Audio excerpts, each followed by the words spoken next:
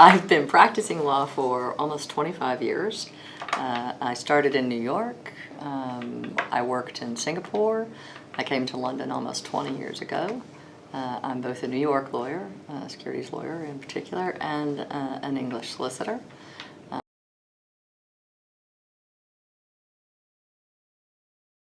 I'd never been to Asia before in my life until I got on the plane to move there. So I kind of got off the plane and I lived there. Singapore is a very easy place to live. Back then, to be fair, it was not common for women to be in business and, more importantly, to be single. I did find that the Singaporean legal community in particular, and actually the business community, fascinated me. There were a lot of women in very senior roles. Indeed, several of the largest law firms in Singapore were led by women.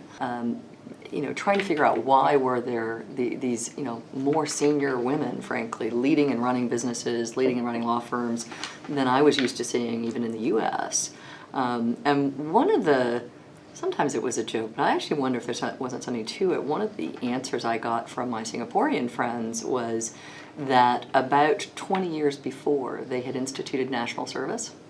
And all the men came out of university and went into national service, whereas all the women who came out of university at the same time went straight into business. And it just gave them an edge. A little bit. Gosh, and I lucked out. I had intended to come to London to work for one law firm, but when I resigned from the law firm I was working for in Singapore, the then chairman called and persuaded me to stay and decided that they were in fact intending to have a London office after all, and so I should open the London office. Look, I was a 6th year associate. I was not yet a partner. I think for everyone it was a little bit of a, how bad can it be? Let's see what she can do. So I didn't really come back to London and jump straight into the traditional, be a bit of a cog in a wheel in a big law firm environment. So I probably had a lot of luck in that regard. Doing everything from still working on Asian transactions to doing some of the first CLOs actually in the European market by day, as well as hunting for office space and interviewing secretaries and indeed starting to interview associates and other lawyers, sort of by night. Meant that I didn't really get a chance to have culture shock.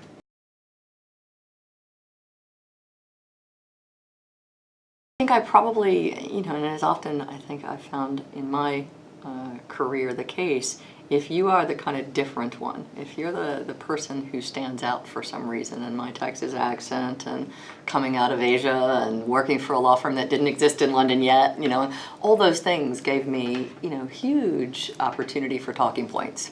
Made me a little interesting, frankly, and, I had fun with that, to be honest. It certainly fueled my startup junkie nature, and that has fueled the rest of my career. I was a startup junkie. Even in Singapore, I joined that firm with its first overseas office, which was in Singapore, and I joined it to start that too, but with others. This was a little beyond that, and I really wasn't ever able to let go of that startup junkie.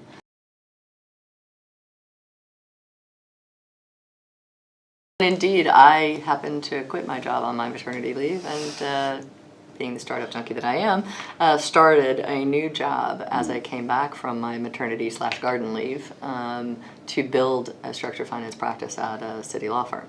So as you rightly point out, I jumped right into, I had no clients, I had no team, I had nothing, having been out of the market for an enforced 5 months. Yeah.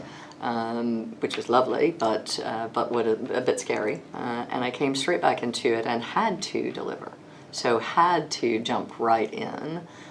Same thing, you're absolutely right. When I got here, early days as a senior associate, I guess, trying to open an office, had to jump right in. If you're looking at what works best to bring women back into business when they've had whatever career break, and frankly I think this is not just women, it's men, and more men are taking career breaks for a variety of reasons, to get them back in, part of it is a trust and confidence issue. Tell me I have to do this, I will do it. If you mollycoddle me, then I'm a kind of naturally lazy person. I'll go be lazy, right? By delivering on the I expect great things of you, I am telling you I trust and I have confidence in you, you're more likely to give me back what I expected.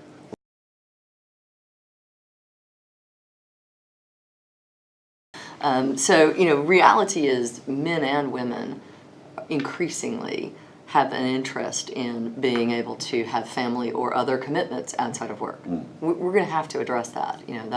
Everyone calls it the millennial, sort of problem or the millennial solution. Yes. The difference right now still rests, I think, with the biases, the assumptions that we make, which, to be honest, we could talk about that all day, is still the difference between a female career and a male career, full stop. Yeah. So the problem is, how do we get rid of them? It's not accepting they exist, because I think almost everyone has finally come to the conclusion that, yes, we are all biased creatures. We are all the product of our socialization. The issue is, how do you, get rid of some of those assumptions and biases? And the answer, to my mind, is really, sort of being vigilant. We know some of those biases exist, so we can question the outcomes rationally. We all, in whatever roles we play across law firms, across businesses, whether we're partners in management, whether we're even associates judging others, we all owe it to those we work with to try to do that, and to try to accept that actually what we're trying to achieve is not a staff or an employee group or a partner group that are identical. Because we also know, thankfully, to a lot of great research, that's not a good result either. So what we want is to value difference. And if we want to value difference, then we have to allow difference to exist.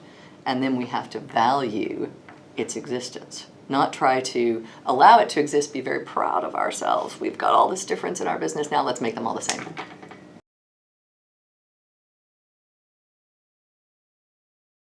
In most organizations, it's not metrics, really. That's important.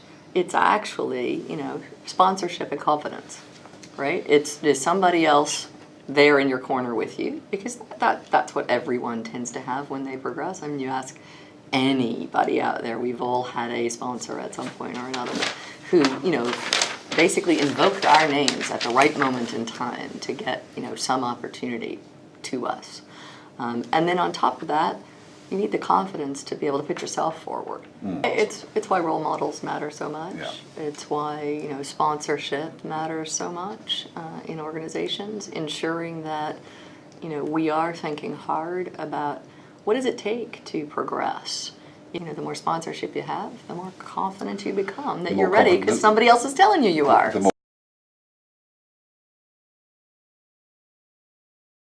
Unlike when we first started our work in the 30% Club, where we spent time on building the business case and showing people the business case, to be honest, that's rarely part of the discussion anymore. Everyone accepts that diverse businesses perform better. What we're still working on is how we role model that. And again, I think that's where some of our successes have also been achieved. We can look and point to, and you're doing it already, women who have succeeded. They're not perfect, they're not flawless, they're not super women, they're real women. And we can say, they have battled through all of the obstacles, and there are many, and they have made it. And they haven't made it on their own, and they haven't made it because they are, somehow extraordinary. Typically, they've made it because they've made great choices, often in life partners, often in supportive environments in their business world. But also, and they've had great support. They've had great networks, structures around them. We're just changing what we see so that, we can see those success stories. We can see those role models and say, actually, it's totally possible. I can do it. And she said I could do it, and she did it. So now it's all, I'm going to get there. I'm going to do it. That, to me, is where things have changed. The number of these conversations I get to have, that's the dialogue that's changed. The number of men who are very interested in having these conversations, often because they want to have more successful businesses themselves, but also because they have daughters, nieces, goddaughters. They care about what that looks like. And I think that's the right answer. You know, we should have that dialogue and we should have that change because it's better for all of us.